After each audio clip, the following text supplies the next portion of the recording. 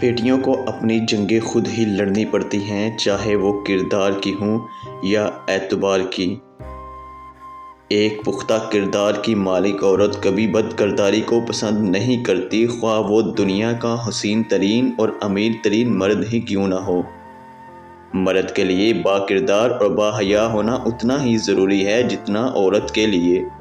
شریف عورت جس سے ایک بار جڑ جائے بس پھر وہی اس کا سب کچھ ہوتا ہے، کسی اور کے سائے کا تو سوال ہی پیدا نہیں ہوتا۔ جان دے دے گی لیکن شرک کا خیال تک نہ لائے گی۔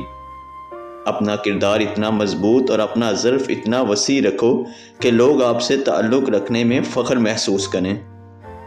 عورت کے پاس یہ صلاحیت ہے کہ وہ حالات کے تقاضے کے مطابق اپنے والدین کا بیٹا بھی بن سکتی ہے اور اپنی اولاد کا باپ بھی۔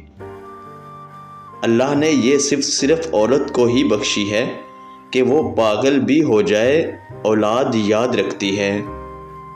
عورت کو عزت دینا اسے خوبصورت کہنے سے زیادہ بہتر ہے۔